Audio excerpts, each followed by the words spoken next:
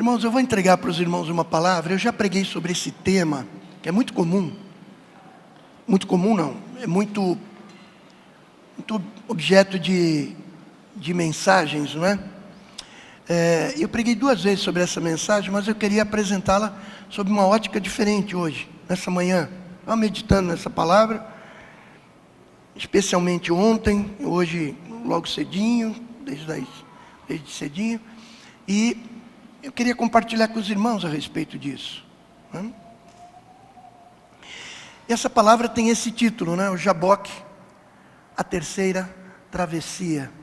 Amém? Diga comigo, Jaboque, a terceira travessia. Evidentemente que isso significa que houve 2 anteriores, né? Uma primeira, uma segunda, e essa seria uma terceira travessia que na palavra de Deus nós podemos perceber. Amém?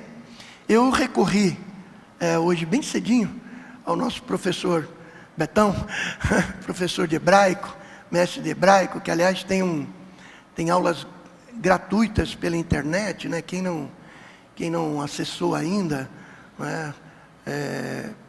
Pode procurar o Bispo Betão e ver lá, você pode se inscrever e você tem ali temas espetaculares e você vai ter, se não teve até o dia de hoje, os primeiros contatos com a língua hebraica, os originais da Bíblia, de uma maneira muito, nem vou dizer simples, mas de uma maneira muito correta, irmãos, de uma maneira muito possível de você entender, né? Você que não tem noção alguma do hebraico, mas de manhã eu solicitei uma ajuda para ele com relação, evidente que eu tenho acesso a isso também, mas uma confirmação com ele, e foi muito interessante o que ele escreveu a mim com relação a essa palavra Jaboque.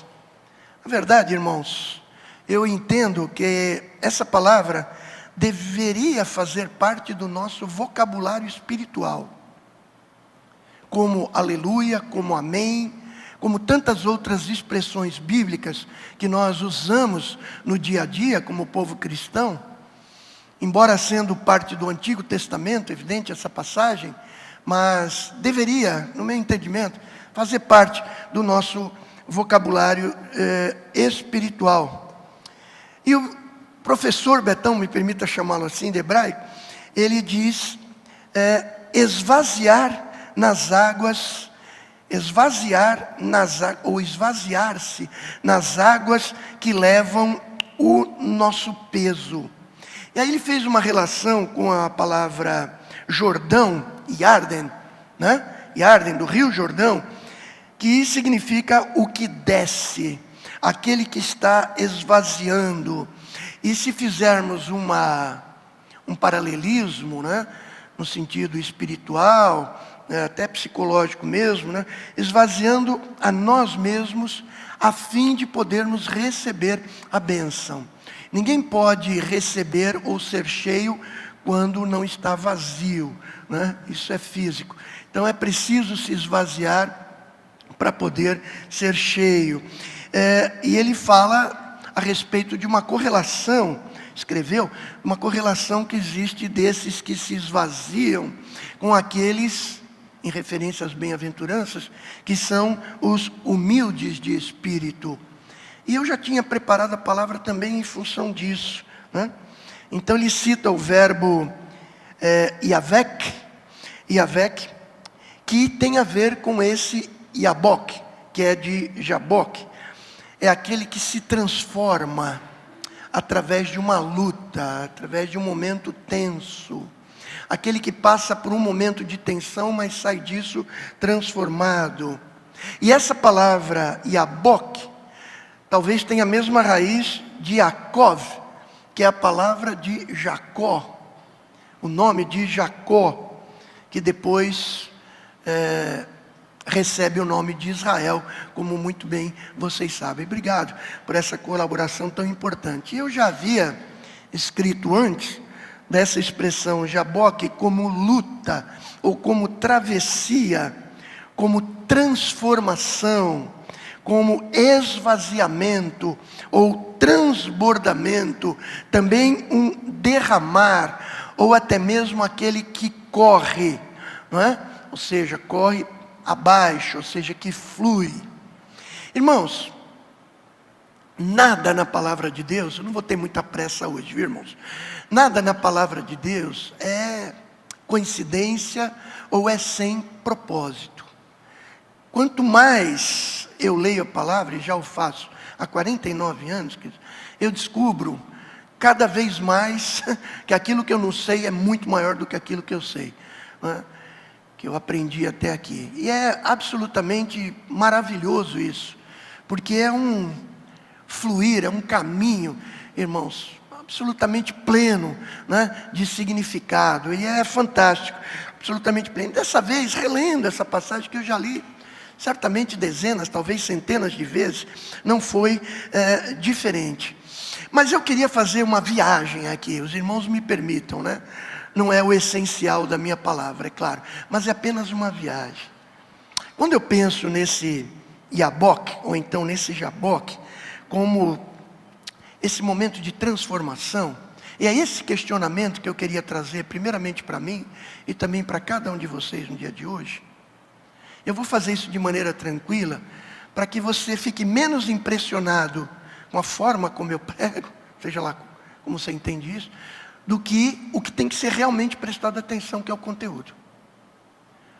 O pregador não é o protagonista nisso, a palavra é protagonista. Amém, amado? E principalmente o que o Espírito pode testificar para você aqui essa manhã. Isso é que importa.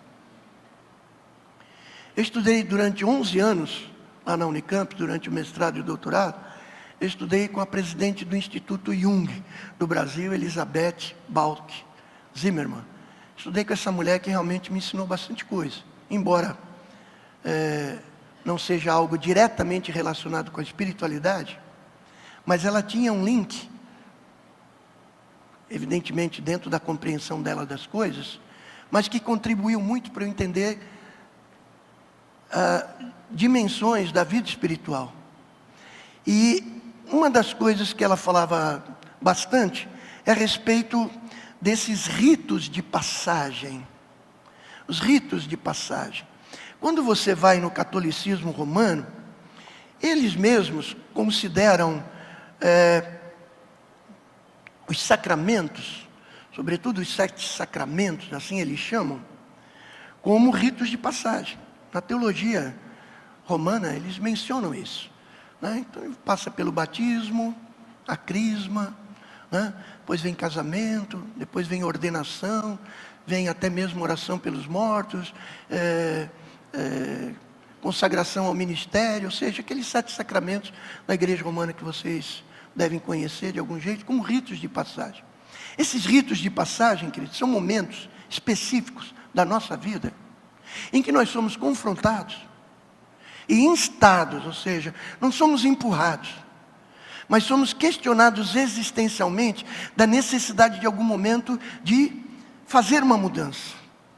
E não é a mudança pela mudança, mas é uma transformação necessária que nós devemos passar para atingir um outro nível na nossa vida. Um nível que nos identifique, eu estou falando sobre o aspecto da psicologia profunda agora, que nos identifique conosco mesmo, que nos faça nos reconhecer ou nos entender mais conosco mesmo. Isso na psicologia profunda é chamado de individuação. Quando você caminha para entender a sua própria identidade. Eu não estou falando em termos espirituais. Muito bem, estou falando em termos da psique ou psique, se você preferir. Nesse sentido.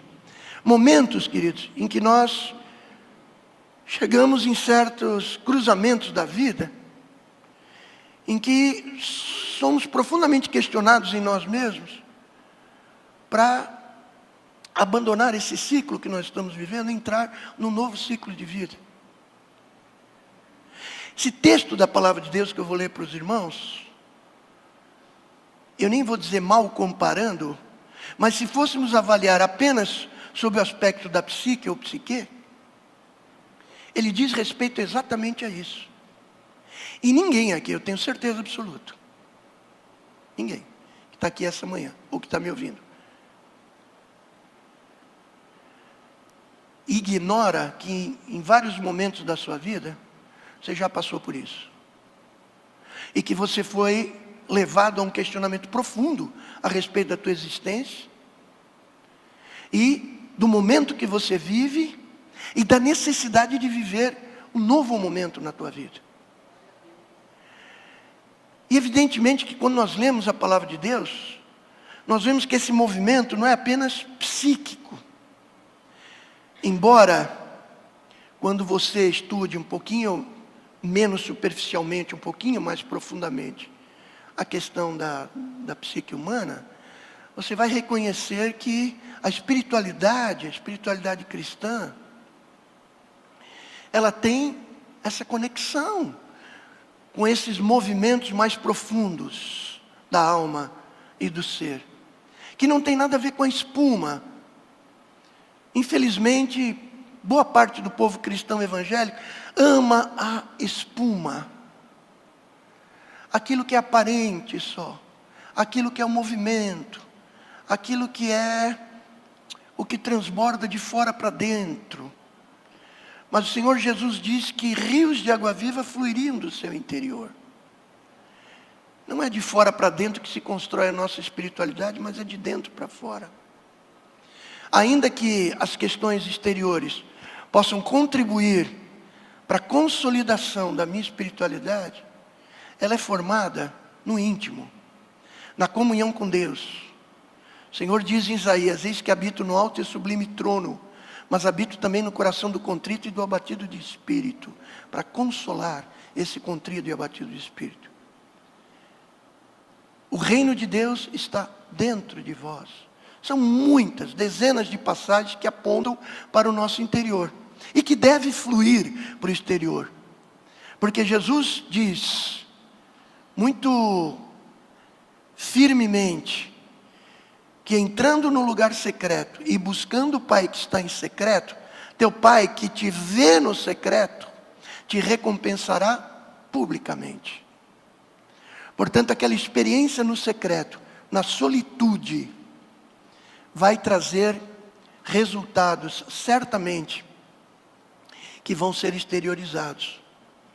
Quando a palavra de Deus fala que nós estamos, o apóstolo Paulo em especial, enraizados ou edificados, ele usa duas figuras da raiz e dos fundamentos, ou das fundações, para dizer que isso é essencial para tudo aquilo que vai ser aparente, ou a árvore e seus frutos, ou a superestrutura, ou seja, a edificação aparente. Então ninguém se engane com relação a isso. Então em alguns momentos você percebe, pode perceber, que a espuma, ela te consome, porque é algo visível, é algo sensório perceptivo, e aquilo te engole. Mas a realidade, a profundidade da vida espiritual não está nisso. Está no nosso interior, no nosso coração. Você pode dizer amém para isso? Então, quando a psicologia profunda, principalmente a junguiana, fala a respeito disso, ele fala de uma maneira um tanto quanto cruel, porque ele fala a respeito dos arquétipos. Os arquétipos, queridos, são situações que, para ele, são representadas por determinados personagens. E o Jung, ele diz que quando nós não sabemos lidar com os arquétipos, ou seja, com esses personagens que surgem na nossa vida, eles nos dominam. Eles afluem e nos dominam de maneira incontrolável. Evidentemente que, como cristãos, a gente reconhece que essas forças, essas raízes comuns a todos, como ele diz nos seus escritos, não é?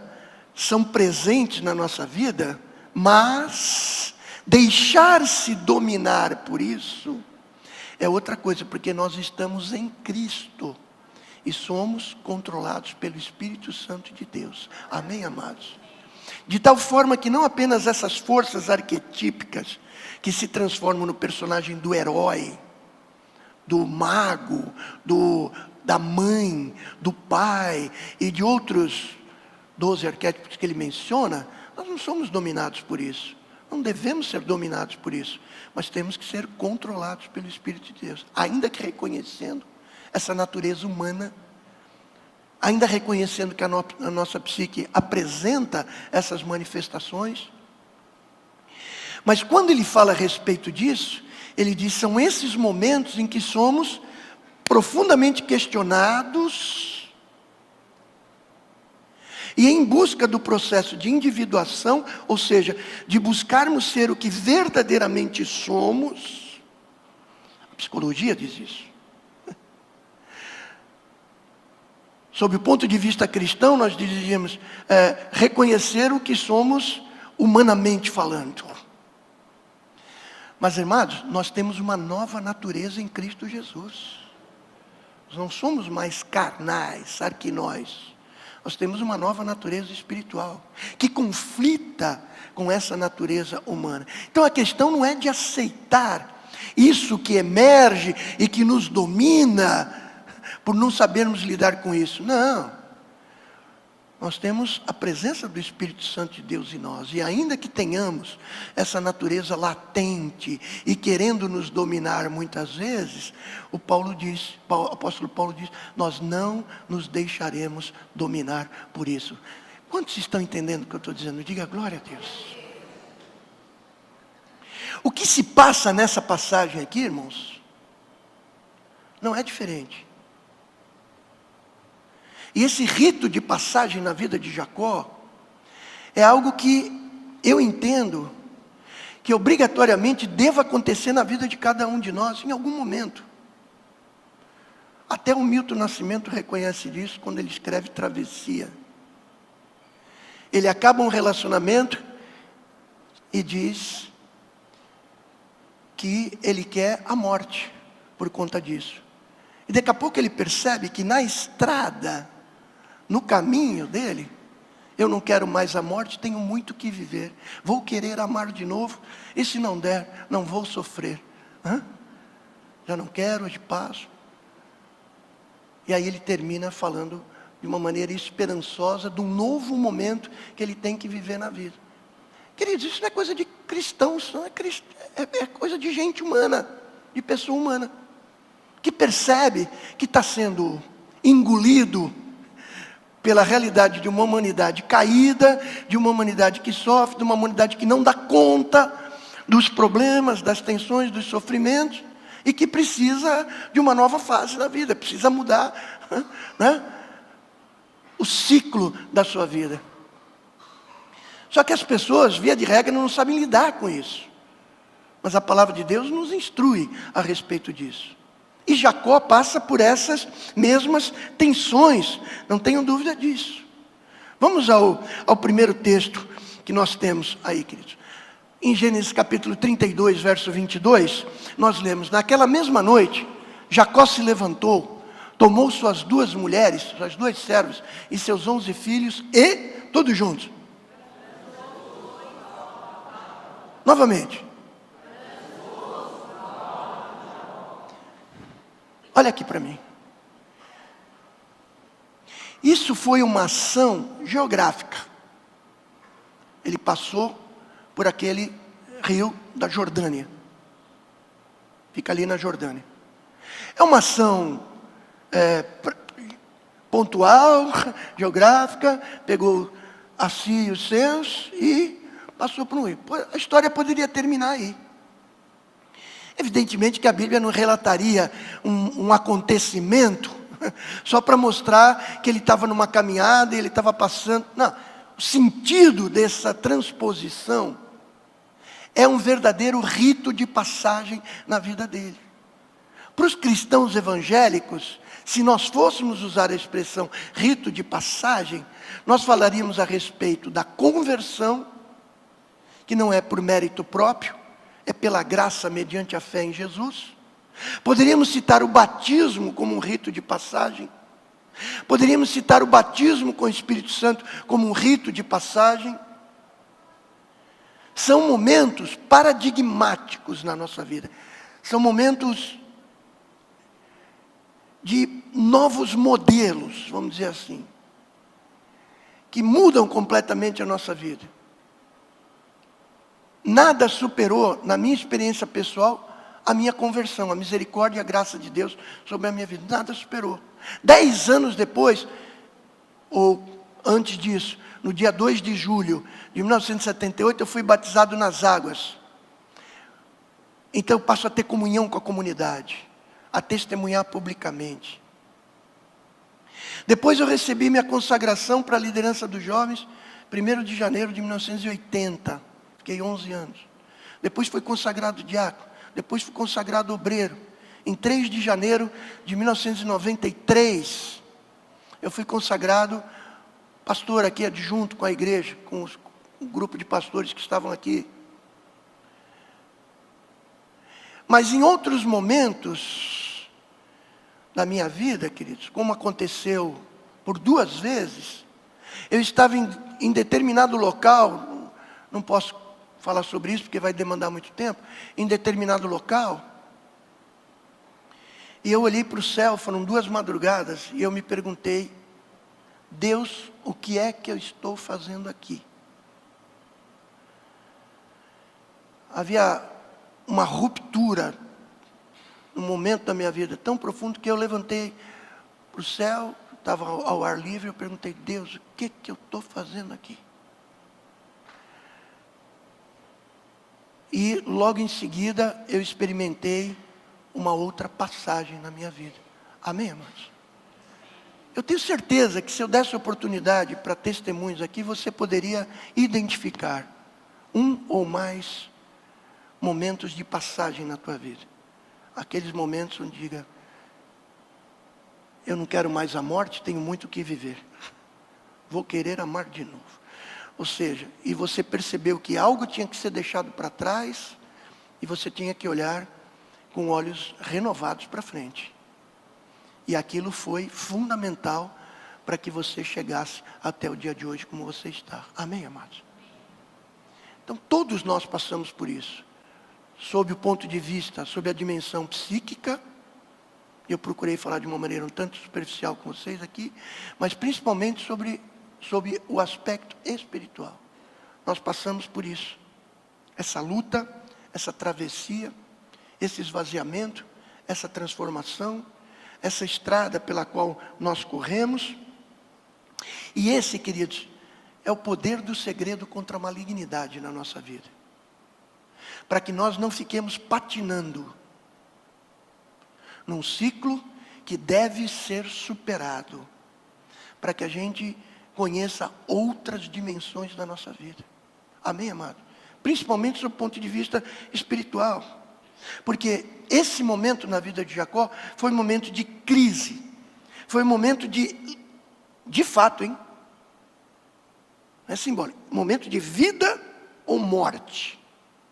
Ou deveria haver uma rendição absoluta naquele momento, ou Jacó possivelmente perderia a sua vida física mesmo, sua existência física. E não experimentaria aquilo que Deus tinha para ele, e evidentemente sustentaria a promessa que ele fez desde o seu pai Abraão. Quando eu digo pai, seu ascendente, Abraão, Isaque e Jacó. Uma promessa que Deus trouxe para Abraão, repetiu para Isaque, e repetiu depois a mesma para Jacó. 3 pessoas distintas, que agiram de maneiras distintas, mas que estavam debaixo de uma santa e bendita promessa de constituir um povo que seria luz para as nações e que abençoaria todas as famílias da terra. Estava com Jacó o bastão dessa paternidade que abençoou a todos nós que estamos assentados aqui hoje. Pastor, Deus é soberano, sempre foi, é e sempre será. Mas Deus não passa como um trator por cima de vidas, como alguns pensam. Deus considera as nossas decisões, sim. As promessas dele se cumprirão, mas ele quer a nossa participação nisso. Portanto, se havia sobre essa família, esses 3 grandes patriarcas, uma promessa que os cobria como uma nuvem santa, um destino. Entenda o que eu estou dizendo aqui. Algo que Deus projetara para a vida desses homens. Há sobre nós, irmãos, hoje aqui, uma promessa que Deus quer fazer cumprir. Amém, amados? Mas nós temos que nos submeter a esses ritos de passagem. Eu estou usando essa expressão, ela não é essencial. Nós temos que entender essa ruptura com determinados ciclos, que às vezes se tornam viciosos, para podermos viver novos ciclos virtuosos na nossa vida, sem o qual estaremos patinando, sem o qual estaremos talvez infantilizados espiritualmente, e não na dimensão mais profunda. Essa dimensão que gera espuma, mas sem isso não há espuma. A espuma só tem razão, o que é exterior só tem razão quando existe movimento de profundidade. E esse movimento de profundidade é o que o Espírito quer operar na tua vida. E eu vou ser mais objetivo em relação ao texto. O que Jaboque significa exatamente, queridos, é essa vitória gloriosa sobre não apenas o pecado, mas o nosso ego. Essa é a nossa grande luta, queridos, e vai ser até o dia da volta do Senhor Jesus. É nós sujeitarmos o nosso eu à vontade soberana do Senhor, ao querer dele que é bom para com todos os homens. Mas há essa luta, você sabe disso, é permanente e vai continuar sendo até o dia de Cristo Jesus, não tenha dúvida. Então Jaboque significa exatamente isso. Só que, irmãos, pode colocar aí, querido, chega uma hora em que a gente precisa resolver as coisas com Deus. Você pode repetir isso comigo?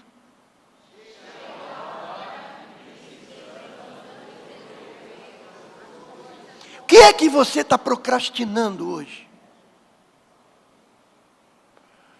Por que essa hora não chegou até agora para você? Ah, Deus sabe, irmãos, claro que Deus sabe. Mas você sabe? Jesus disse, a minha hora não chegou ainda, mas a hora de vocês está sempre aí, está sempre pronta. Não tem por que procrastinar isso. Chega uma hora que a gente tem que resolver as coisas com Deus, irmãos.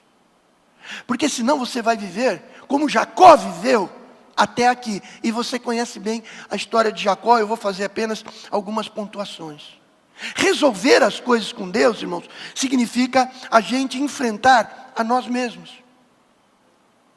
Significa a gente experimentar o esvaziamento dos nossos desejos, das nossas ambições próprias, para podermos assumir o projeto, o plano de Deus para a nossa vida, que é bom para conosco. Mas há em nós uma resistência, que é da velha natureza, querido, para que esse projeto de Deus, que é bom para conosco, que vai trazer felicidade para a gente, seja incorporado por nós. Agora eu quero que você lembre comigo historicamente, porque eu dei o título para essa mensagem, a terceira travessia, que houve uma primeira liderada por Moisés, que transpôs o Mar Vermelho. E que travessia! Outro dia eu estava vendo um comentarista na TV, imediatamente eu escrevi para ele, né? Ele recebeu a mensagem, porque ele disse, olha, Moisés, para ele passar pelo Mar Vermelho, ele foi pisando nas águas, foi subindo, e quando ele estava quase se afogando, né, o mar se abriu. Eu escrevi para ele, queridão, que bom que você comentou a respeito disso, só que, né, vai lá em Êxodo, que você vai perceber que não é exatamente isso. Moisés ordenou, tocou, o mar se abriu, ficou como que paredes, Bíblia, paredes. Não é que houve né, um afastamento das águas, como houve no Jordão. Um afastamento, paredes, eles passaram em terra seca. Posso ouvir um glória a Deus? A primeira passagem espetacular, um milagre, como a gente ouviu no domingo passado, extraordinário. E houve essa primeira passagem, queridos, e essa passagem significou, ou pelo menos tem uma correspondência diretamente com a salvação do povo de Israel. Porque eles passaram a seco, as águas se fecharam sobre aqueles que eram seus inimigos, que vinham para matá-los, exterminá-los, por fim. Porque mesmo perdendo seu primogênito, mesmo sendo atingido pelas 10 pragas tão impressionantes, ele não se conformou em liberar o povo de Israel. Mas essa passagem é uma passagem de salvação. Nós encontramos depois uma segunda passagem, como eu mencionei aqui, do Rio Jordão. Agora sim, as águas foram interrompidas, sob a liderança de Josué.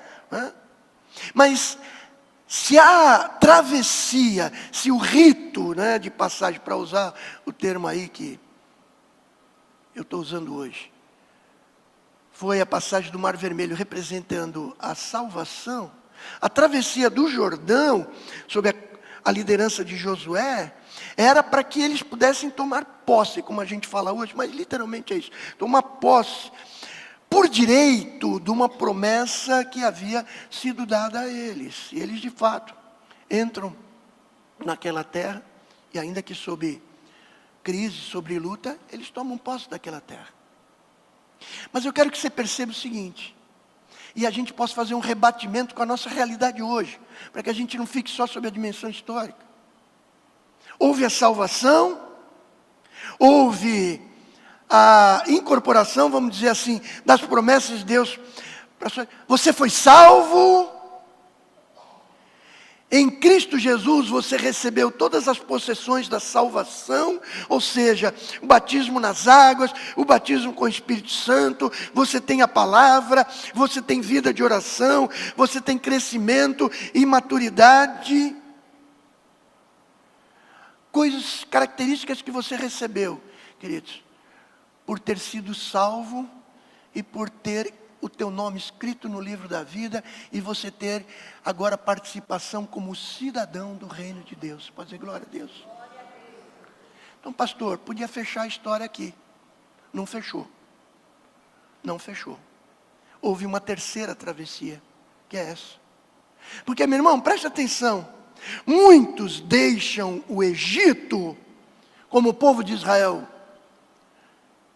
deixou 600 mil homens, mais mulheres e crianças, 2,5 milhões, 3 milhões de pessoas, mais o populacho, que não era parte do povo de Israel, mas saiu junto com o povo. Leia lá na Bíblia. Saiu mais gente, talvez 3 milhões de pessoas. Imagina. Muitos saem do Egito, irmãos, preste atenção, mas morrem no deserto.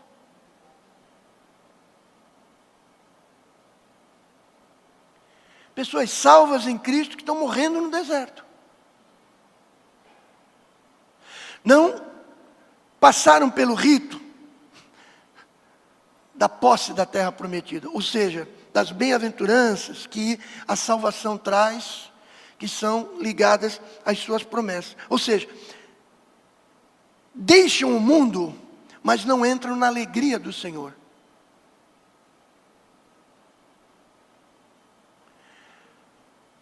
Meu irmão, nada é de graça aqui na Bíblia. Nada é de graça, como eu disse.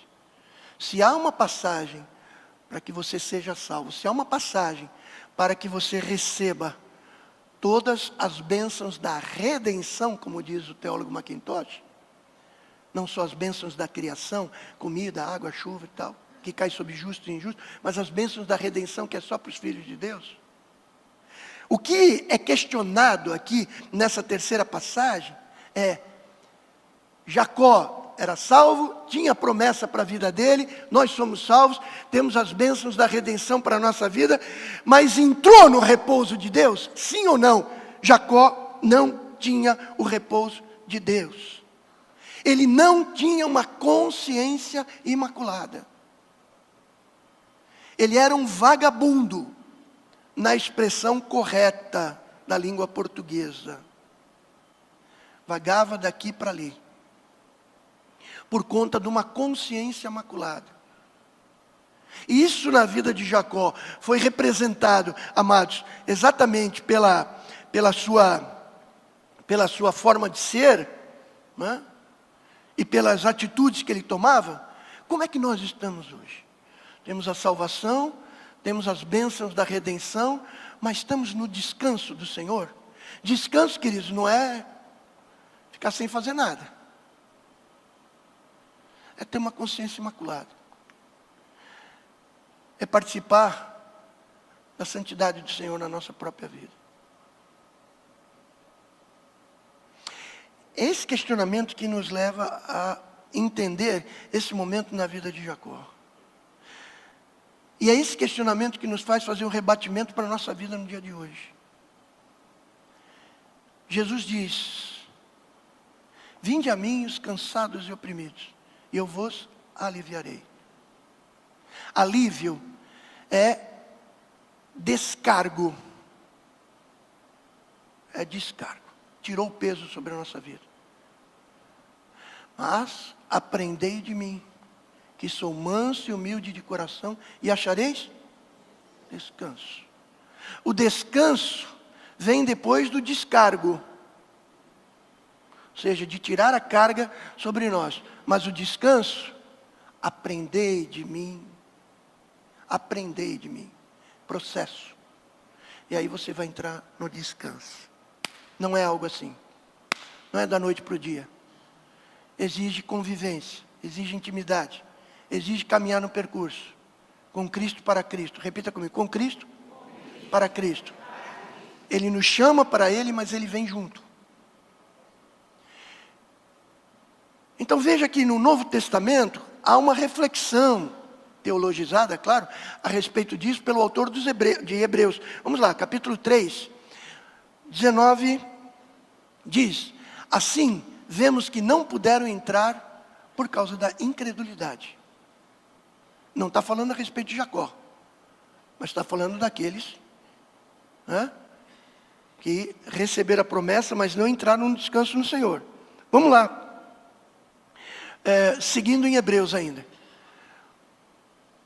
19 até 4:9. Portanto, visto que nos foi deixada, preste atenção, irmãos. O livro de Hebreus é um texto profundo. Portanto, visto que nos foi deixada a promessa de entrar no descanso de Deus, tenhamos cuidado para não parecer que algum de vós deixou de alcançá-la. Porque também a nós foram anunciadas as boas novas, exatamente como aconteceu com eles, mas a palavra que eles ouviram não lhes trouxe proveito, porque não foram unidos por meio da fé com aqueles que a ouviram. Nós, porém, que cremos, entramos no descanso, conforme Deus diz: assim jurei na minha ira, não entrarão no meu descanso. Ele disse isso mesmo que as obras já estivessem concluídas desde a fundação do mundo. Porque em certo lugar, assim disse a respeito do sétimo dia: no sétimo dia Deus descansou de todas as obras que tinha feito. E novamente no mesmo lugar, não entrarão no meu descanso.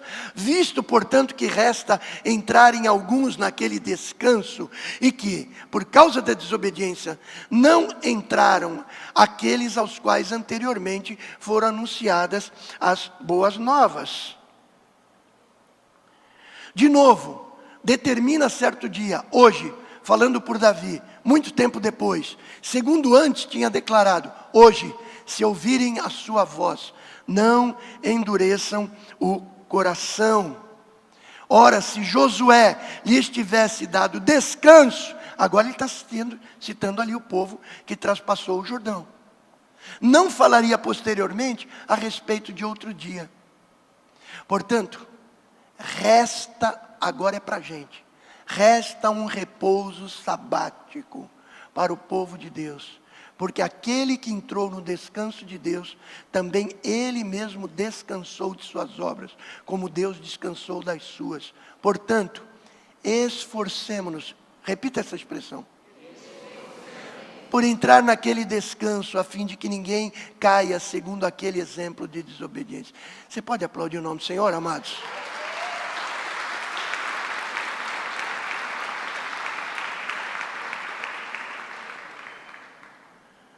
Só acompanhando os meus próprios textos aqui.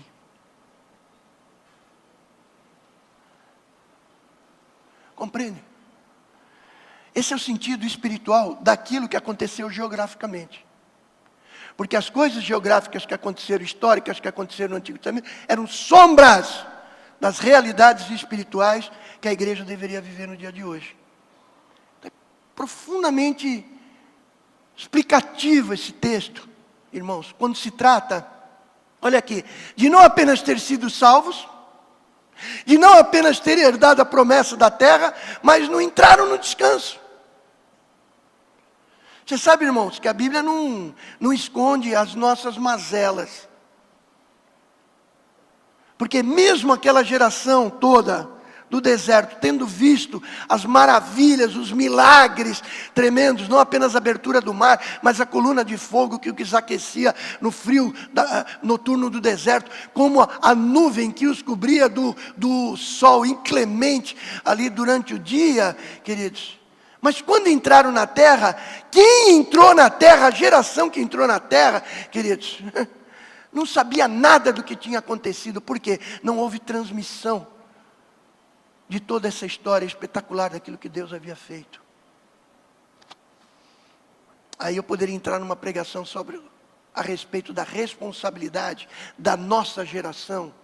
A responsabilidade de você que é pai, de você é mãe, transmitir a palavra de Deus para os teus filhos, para os teus netos, para as tuas futuras gerações. O crente hoje está mais preocupado em quebrar a maldição hereditária. Eu sou nova criatura em Cristo, eu creio na palavra, eu não creio em bruxaria, contra mim não vale encantamento, porque a Bíblia diz que não vale.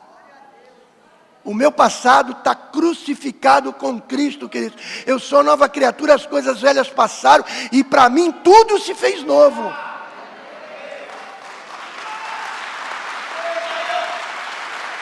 Então, amados, mais preocupados com isso do que com a bênção hereditária. Filho de crente, crentinho é? Vai atrás disso. Como o mundo vai engolir eles. Cobre de oração os teus filhos. Cobre de oração os teus netos. Porque esse mundo é maligno, jaz no maligno.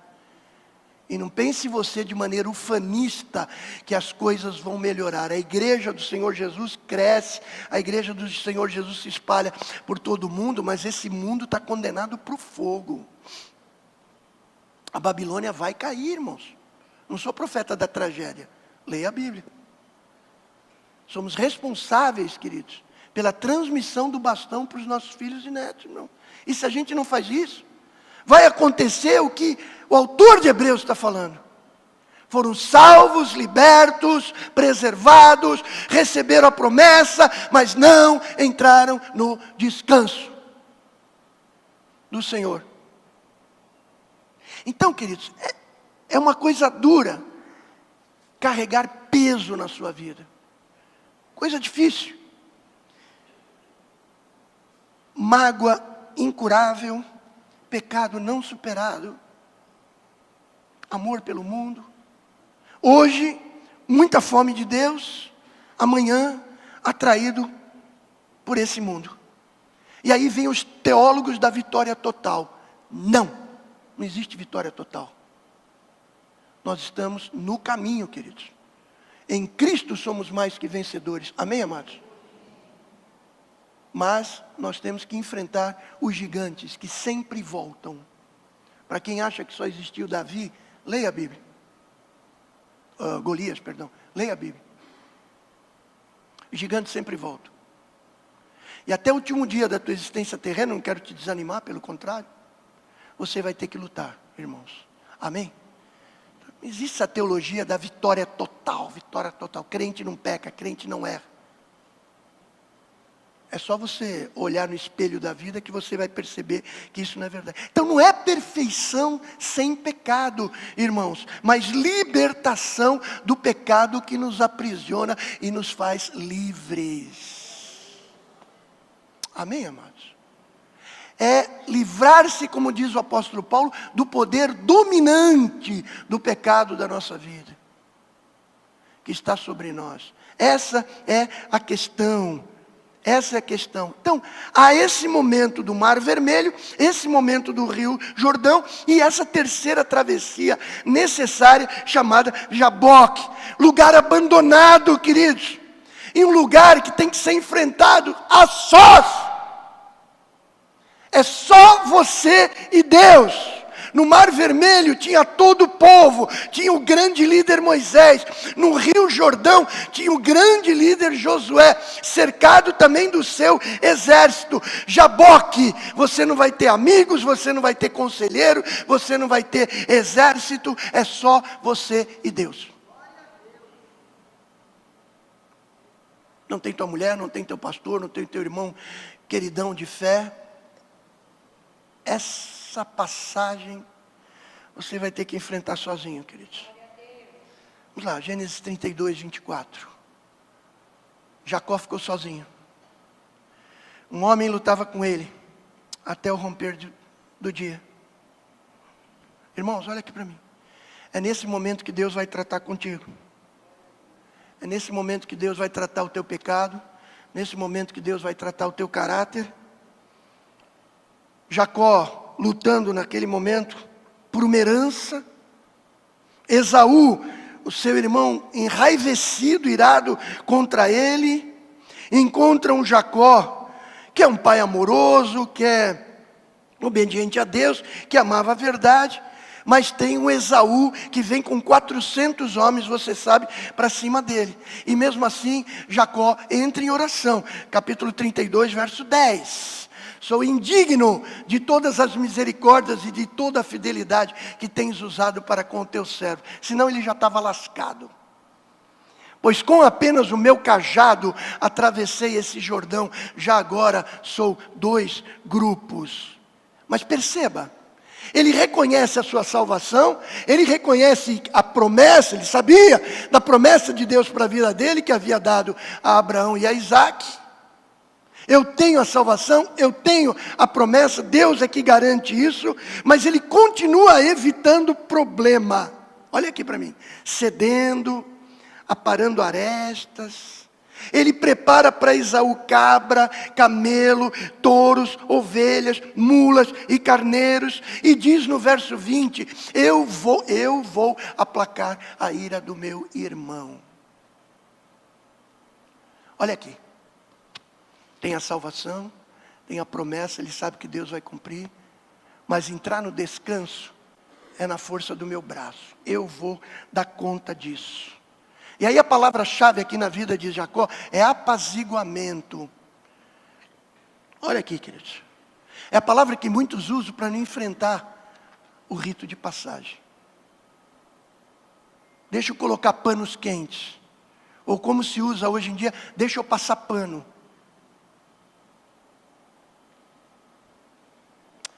Pode passar pano no que você quiser, a poeira vai voltar, queridos. A sujeira vai continuar lá. Tem certas horas, irmãos, como nós já fizemos aqui, tem que cortar na carne. Com toda a dor que isso significa, com todo o enfrentamento de uma história linda, mas você tem que cortar. Tem que enfrentar. Tem que fazer o que tem que ser feito, queridos. Não tem jeito. E não adianta apaziguar. A palavra de Deus diz que a sabedoria de Deus, primeiramente, é pura, santa, depois pacífica.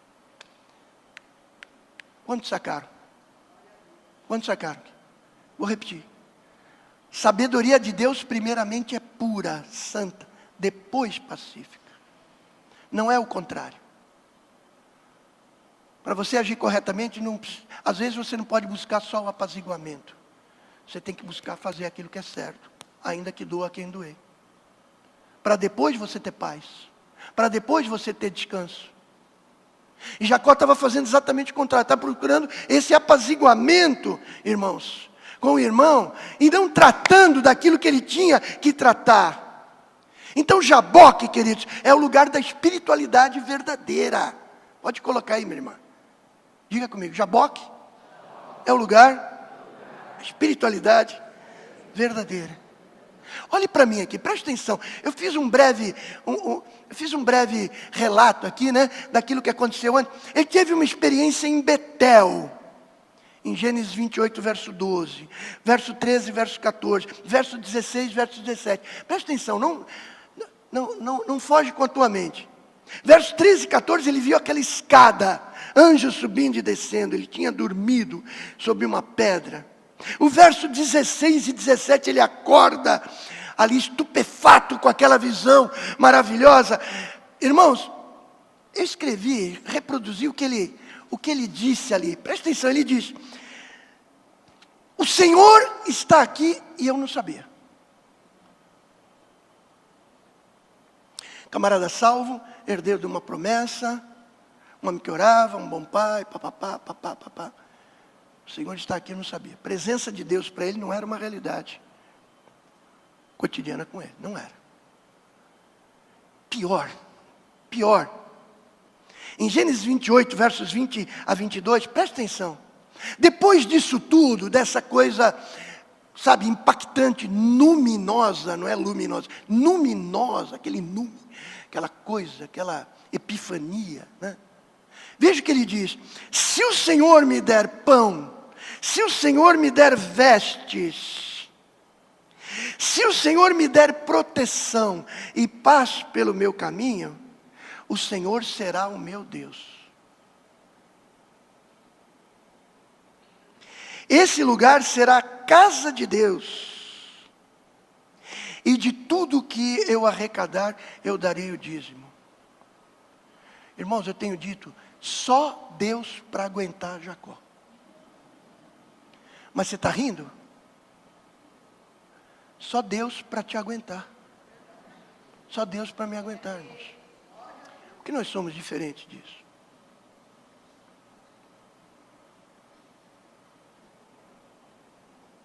Então o que é Betel hoje?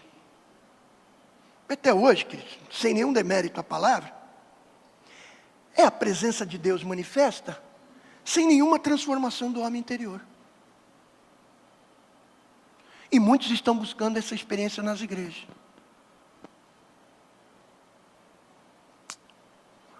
Muito auê. Um dia eu comento isso, não me peça isso hoje. Mas pouca transformação, irmãos. Só que Jaboque, pode colocar, minha irmã, é o lugar da submissão completa. Diga isso comigo. Jaboque é o lugar. Irmãos, eu já vou terminar daqui a pouco, mas presta atenção aqui, ó. Nós temos que chegar até o fim. Esse rito de passagem vai ter que ser vivenciado por você. É quando a gente chega no fim da linha, a questão agora é de vida ou morte. É lugar para se expor. É querer ser livre. É querer ver Deus nos olhos. É querer livramento. Gênesis 32, 27. Coloquei aí? Sim. Então o homem perguntou: como você se chama? Ele respondeu: Jacob. Que tem a ver, sobre hoje, com Jaboque. É o usurpador. Ou seja, o homem perguntou para ele, que lutava com ele: olhe para você mesmo. Você responda, quem é você? Irmãos, nessa passagem, nós vamos ser questionados: quem eu sou de fato? Quem é você de fato? E ele recebe um novo nome, acontece algo. Israel. Porque você prevaleceu, lutou contra homens, com Deus e prevaleceu. Ele sai dali com um novo caráter. O Senhor tocou, o Senhor aleijou o esforço humano de Jacó. E o Senhor vai aleijar os nossos esforços para querer pacificar coisas que só podem ser pacificadas quando muita coisa tiver sido transformada primeiro. Amém, queridos? Eu preguei no Conselho de Pastores de São Vicente, de Praia Grande, e eu repeti isso para eles. Eu não julgo ninguém que pense assim, igual, que não pense assim. Eu não acredito em homens e mulheres de Deus que não sejam mancos. Quando o cara se apresenta muito, 100 metros rasos, para mim, eu desconfio, irmãos. Porque quem tem experiência com Deus sai manco. Deus nos aleja nos nossos esforços, queridos. Para que a gente pacifique coisas que só pode ser pacificado quando nós mesmos formos transformados. Diga comigo, Jaboque é o lugar dos céus abertos. Essa história termina, queridos, falando exatamente a respeito disso. Eu quero lembrar que lá em João, capítulo 47 a 51, Deus diz a Natanael, que ele era aberto para receber o seu chamado, ou seja, não havia impedimentos. É um israelita em quem não há dolo. E aí, Jacó, de Betel para Jaboque, ele acaba encontrando Peniel, face a face com Deus. É uma outra realidade. É um outro estágio em que ele se encontra aqui. Agora ele pode ser chamado um homem espiritual. 20 anos depois, essa escadaria reaparece. Quando Jesus, em João capítulo 1, verso 51, ele fala a respeito de uma escadaria, ele diz, e vocês, nós, vereis escadaria, anjos subindo e descendo sobre o Filho do Homem. Nós vamos experimentar isso no futuro, essa escadaria, essa visão também. Amém, amados? Eu quero encerrar, irmãos, exortando você que antes que Jesus volte, que nós passemos pelo juízo do trono branco, do trono branco é o juízo final, mas aquele que o apóstolo Paulo cita aos Coríntios, tribunal de Cristo, para que recebamos galardão por aquilo que tivermos feito através das nossas mãos. Não é nada meritório, não é para salvação ou para perdição, é para receber galardão. Que você, meu irmão, passe por esse Jaboque na tua vida. Amém? Encare esse Jaboque. Não procrastina isso. Se o Espírito está te levando a esse confronto, a hora chegou, faça isso. Eu quero concluir com aquilo que Tiago escreve no capítulo 1. Vamos ler. Vocês sabem estas coisas, meus amados irmãos. Cada um esteja pronto para ouvir, mas seja tardio para falar, tardio para ficar irado. Portanto, deixando toda a impureza e acúmulo de maldade, acolham com mansidão a palavra implantada em vocês, a qual é poderosa para salvá-los. Você pode dizer glória a Deus, amados? Jaboque está aí. Vamos transpor em nome de Jesus. Amém? Vamos individuar psiquicamente. Vamos ser nós mesmos, mas não dando atenção à nossa natureza carnal, humana, mas vamos individuar com Deus, ou seja, ser aquilo que Deus tem planejado e quer para a nossa vida na sua totalidade, em nome de Jesus. Olha aqui para mim, esse é o caminho diametralmente oposto da infantilização espiritual e o caminho para a maturidade espiritual. Amém, queridos? Amém, amados? Aplauda o nome do Senhor Jesus, queridos. Faça isso. Vamos ficar de pé.